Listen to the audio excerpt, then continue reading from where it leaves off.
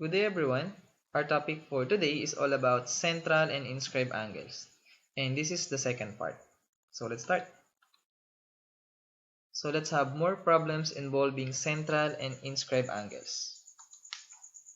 So first, recall lang muna natin ano nga ba yung central angle and its intercepted arc. Pag sinabi natin central angle, it is an angle formed by two of the radii of a circle and whose vertex is at the center of the circle.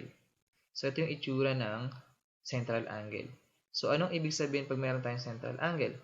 So, meron tayong central angle theorem wherein the measure of the central angle is equal to the measure of its intercepted arc. So, kapag ganito yung itsura, yung angle equals to the arc. Next, meron tayong tinatawag na inscribed angle and its intercepted arc. Pag sinabi natin inscribed angle is an angle whose vertex is on the circle and whose side contains a chord of a circle. So, ganito yung itsura ng inscribed. So, yung vertex niya is nandoon mismo sa circle. Now, meron tayong inscribed angle theorem. It says that the measure of the inscribed angle is half of the measure of its intercepted arc. Or simply, yung angle natin ay half of the arc. So before we start, let's have some useful information muna na magagamit natin sa ating solution. Una, na kailangan nating i-emphasize dito is all radii are equal in length. So, lahat ng radius ay pantay-pantay. Tandaang mabuti. Also, i-recall lang natin yung different types of triangle. I know naman na alam nyo na to. So, we have the first one, the equilateral triangle. Pag sinabi natin equilateral, all sides are equal. So, lahat ng sides niyan equal in measure. Next, meron tayong tinatawag na isosceles triangle. Pag sinabi natin isosceles, two of its sides are equal. So, yung dalawang side ay equal, yung pangatlo ay hindi. And the last one is scalene, wherein no sides are the same or no sides are equal. So, that sila ay iba-iba ng sukat. Also, the sum of all interior angles of a triangle is equals to 180 degrees. And this is very important. Kailangan alam natin siya. So, anong ibig sabihin? Kung meron tayong equilateral triangle na equal lahat ng side, in short, lahat ng angle din yan ay equal din. Kung yung sum ng lahat ng angle ng triangle natin is 180 at sila ay pantay-pantay, gaano yung measure ng bawat angle dito sa triangle? And the answer is 60. So, take 60, 60, and 60. 60 times 3 is 180 degrees. Next, kapag meron tayong isosceles, ang tatandaan natin dito, kung dalawang side nila ay equal, yung katapat, yung opposite side niyan, yung opposite angle rather, yung opposite angle ng dalawang magkamukhang side, itong angle na to, saka nasa ibaba, o yung natawag nating base angle, those are the same din. Okay? So, yung katapat ng dalawang equal na side, yung angle nila must be the same. So, yung maliit ay naiiba. Okay, so dito, syempre, iba-iba yung angle nila. Pero don't forget na pag pinag-add natin lahat ng angles ng triangle, makukuha natin sagot ay 180. Sample number 1. Given that BO and FO are radii of circle O. So yung BO sa yung FO ay radius. If angle OBF, saan yun? OBF is equals to 4x minus 5. And angle BFO, so BFO, so itong angle na ito yung BFO, is equals to 3x plus 15. So una, find the value of x. What is the actual measure of angle OBF? What is the actual measure of BFO? And what is the measure of arc BF? So let's have the solution. Ang sabi dito ay yung OBF lang given at saka yung BFO na merong 4x minus 5 at saka yung 3x plus 15. So, sagutan muna natin yung value ng x. Now, tingnan natin itong triangle na to. Ano ang masasabi natin sa triangle na yan? So, we know yung BO saka yung FO is the same. Bakit naging the same sila? Kasi ito ay reduce. So, meron tayo dito ang tinatawag na isosceles triangle. At pag may sinabi tayong isosceles, two sides are equal. Also, yung base angle niyan is also equal. E ano ba yung mga base angle niyan? Yung angle OBF at saka yung BFO. So, meaning, silang dalawa ay equal. E ano ba yung OBF? Yun yung 4x minus 5. Ano ba yung BFO? Yun yung 3x plus 15. So, we can now solve for x. Lipat yung 3x sa kabila, lipat yung negative 5 sa kabilang side. Magiging 4x minus 3x equals to 15 plus 5. And this is just x is equals to 20. So, meron tayong value ng x. Sino yung sagot sa number 1? X equals to 20. Next, number 2. What is the actual measure of OBF? Number 3 was the actual measure of BFO. And the last is the measure of arc BF. Now, yung angle OBF, ang value niya is 4x minus 5. Meron tayong value ng x. Yung x ay 20. So, palitan natin. Yung x palitan ng 20. So, 4 times 20 is 80 minus 5 will give us 75. So, anong ibig sabihin?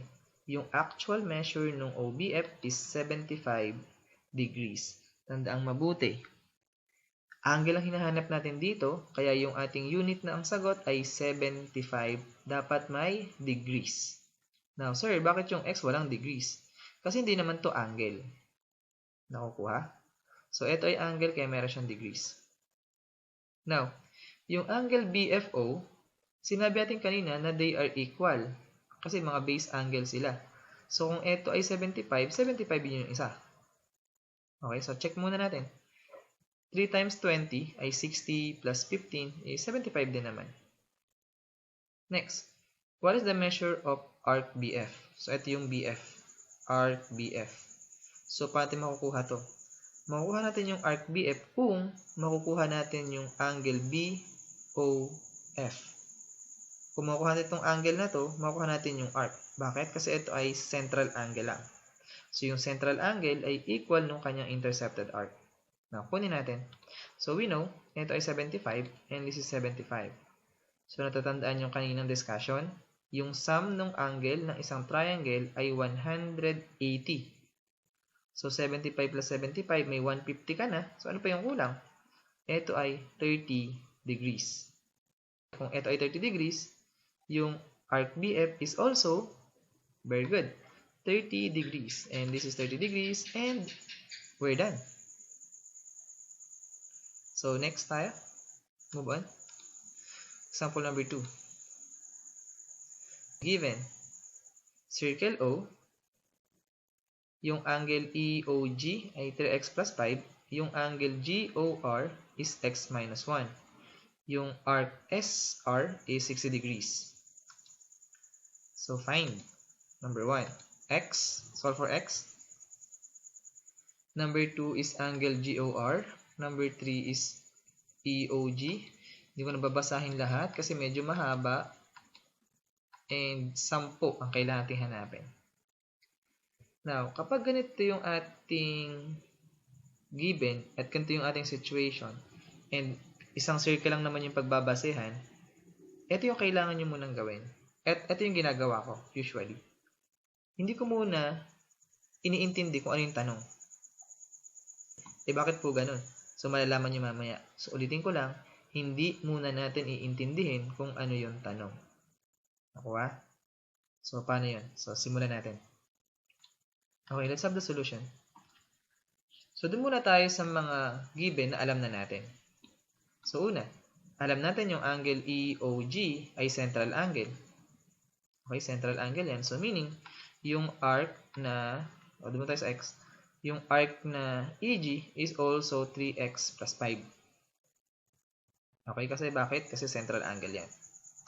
Next, yung x minus 1, GOR, yung angle GOR, central angle din yan. So, meaning, yung arc GR is also x minus 1. Next, yung arc na EGR, ito ay semicircle. Bakit ko nalaman na semicircle yan? Kasi diameter itong ER. Kasi duman siya dun sa center. So, anong ibig sabihin semicircle siya? Ibig sabihin, ito ay 180 degrees. Now, anong ibig sabihin nun? Pag pinag-add natin yung 3x plus 5 sa yung x minus 1, ang sagot ay 180. Like this. 3x plus 5 plus x minus 1 equals to 180 degrees. So, makuha natin yung x. Combine similar terms lang yan. We have 4x plus 4 equals to 180. Lipat yung 4 sa kabila. 176 equals to 4x. Next, divide by 4 both sides. X is equals to 44. So, mayroon na tayong value for x. Ganun lang kasimple. Next, kunin na rin natin yung value ng 3x plus 5. Bakit? Kasi may value na tayo ng x eh. So, yung x, palit natin dun sa x dun sa 3x plus 5. So, 3 times 44 plus 5, and this equals to 137. Next, yung x minus 1, ba't natin kailangan kunin? Kasi andun na yung value ng x eh. Kumbaga, solve na natin. So, x minus 1, so yung x natin ay 44. 44 minus 1 is 43. So, anong ibig sabihin nun? 137 to, at ito ay 43. Now, 137 plus 43, and this equals to 180 degrees. But 180 degrees kasi ito ay semi-circle. Okay? So, ito ulit yung tanong. Again, hindi natin yan papansinin. So, anong technique yung gagamitin natin dito? Ang tawag dito is angle chasing technique. So, ano ibig sabihin nun? Kukunin ko muna lahat ng angle na kaya kong kuhanin bago ko tumingin sa tanong. Okay, so yung tanong na yan kasi, madali na yan kung alam na natin lahat ng angle dito sa ating circle. So, let's start. So, we know, yung x is 44. Also, yung 3x plus 5 is 137, and yung x minus 1 is 43. Now, EOG ay central angle. So, kung ito ay 137, yung arc na na-intercept niya must be 137. Ito ay 43. So, ito ay central angle. Yung vertex ay nasa center. So, yung arc GR is also 43. Next, ano pa yung pwede natin makuha? Kung ito ay 60 degrees, ito ay semicircle, itong SE is 120 degrees. Kasi 120 plus 60 is 180. Ano pa pwedeng makuha? Yung angle, kung ito ay 120, yung angle EOS, central angle yan. So, ito ay 120 rin. Central angle din tong SOR. Kung ito ay 60, ito ay 60 din. Meron pa ba tayo nakalimutan? So, lahat na ng angle, meron na tayo. So, tingin na tayo dun sa tanong. So, ito yung maganda. Pag tumingin ka sa tanong, alam mo na agad yung sagot. So, number 2, GOR. Hanapin mo na lang. GOR. Ano yung value ng GOR? 43 degrees. Next, EOG. EOG. Ano yung EOG? 137, and we have the answer. Next, angle EOS. Hanapin natin yung E, yung O, and then yung S. Ano ba yung EOS? Meron na tayo nun, 120 degrees. Next, SOR. Asan na yung SOR? SOR. So, yung SOR, may value siya, which is 60 degrees. Next, arc EG. Hanapin natin yung EG. EG. Ito ay 137 degrees. GR. Ito ay 43 degrees. Next, ES. Asan yung ES? ES. Ito ay 120 degrees. Next, SEG. SEG. So, ano yung SEG? Ito ay major arc. So, 120 plus 137. Kasi SEG. 120 saka 137. Pag pinag-add ay 257. Next, SRG. So, yung SRG, ang value niya is 60 plus 43. So, 60 plus 43 is 103, and we're done. So, ang technique, kunin mo muna lahat ng angle bago ka tumingin sa tanong para hindi ka mahirapan. So, let's move on. Example number 3. So, ito ay circle O. Yung arc LT is 50. Meron tayo nakikitang diameter na LS. At yung angle AOS is 35 degrees. Find the following. Again, wala tayong pakialam muna sa tanong. Natin intindihin yan. Ang gagawin natin, angle chasing technique. Lahat ng angle na pwede nating makuha, kuhanin muna natin. Okay. So, let's have the solution. So, anong una natin pwedeng makuha dito? Ito ay 130 degrees. Bakit to 130 degrees? Kasi, ito ay semicircle. Kung meron ka ng 50 degrees dito, so ano pa yung kulang? 130 degrees. Next, kung ito ay 130 degrees, itong nasa loob, 130 degrees din. Bakit? Kasi ito ay central angle. Next, ito ay 50 degrees. Bakit? Kasi ito ay central angle din. Next, ito ay 65. Bakit naging 65? Kalahati ng 130. Ito ay inscribed angle. So, inscribed angle yung SLT. Yung arc na intercept niya is 130 degrees. So, 130 divided by 2, 65. Nakuha? Next, ito ay triangle. Yung sum ng buong ng angle ng triangle ay 180. Kung meron kang 65, meron kang 150, 115 na yon, 115. So, ano pa yung kulang? 65 degrees pa. So, meron tayong 65 degrees. Next, ano pa yung pwede natin makuha? 35 degrees to. Bakit? Kasi ito ay central angle. Next, ito ay 17.5. Bakit naging 17.5? Kalahati ng 35. Bakit kalahati? Kasi ito ay inscribed angle. So, yung ALS ay inscribed angle, kaya kalahati siya ng 35 degrees. Nakuha? Sunod-sunod lang yung pagkuha natin. Next, ito ay 145. Bakit naging 145?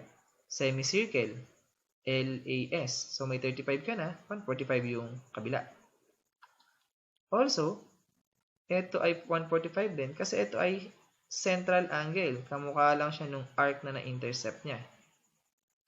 Next, ito ay 72.5 degrees. Bakit naging 72.5? Kasi kalahati ng 145. Yung angle ASL ay inscribed angle at yun ay kalahati ng kanyang intercepted arc. Kung ito ay 145, anong kalahati nun?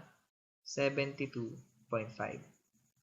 Next, triangle tong nakikita natin na to. May triangle tayo dito. May 35, may 72.5. Ano na lang kulang para maging 180? And that's correct. 72.5. Ano pa kulang ng ating ginagawa? Okay, ito. Triangle din tong LAO. LAO. Triangle din yan. So, 17.5 saka 145. Ano pa yung kulang para maging 180? Ang sagot ay 17.5. So, yung LAO, angle LAO is 17.5. So, lahat na ba ng kanto may angle na tayo? Meron na. So, punta na tayo dun sa tanong. Doon pa tayo punta sa tanong. Pag nakompleto natin lahat ng angle na meron tayo. So, let's go. Arc LA, asan na yun? Ito, LA. So, 145 degrees. Arc TS. So ito ay 130. AS. Ito yung AS. Arc AS. So, meaning ito ay 35 degrees. Angle SLT. Asan na yun? SLT. Meron tayong SLT, 65 degrees. So, tandaang mabuti, ito ay symbol for angle, ito ay for arc. So, huwag tayong mailita doon. Next, angle SOT. SOT. Yun ay 130 degrees. Number 6, ASL. ASL. ASL. Ano yun? 72.5. Next, LAS. LAS. Kahit hindi pa siya huli. LAS. LAS. Oops, tingnan natin mabuti yung LAS. Dalawa yan. 17.5 at saka 72.5. Ibig sabihin, yung sum nilang dalawa. Kasi yun yung LAS. Itong dalawa na to. So, 17.5 plus 72.5, ang sagot ay 90 degrees. Another thing, tingnan nyo mabuti, yung angle LAS, ang na-intercept niya is 180 degrees. Diba? So, 50 saka 130. 180 degrees yung na-intercept na angle niya. So, yung 180 divided by 2, so 90 pa rin naman. Next, number 8 tayo. LOT. Hanapin yung LOT. LOT. So, angle LOT, ang sagot ay 50 degrees. Next, AOL. AOL.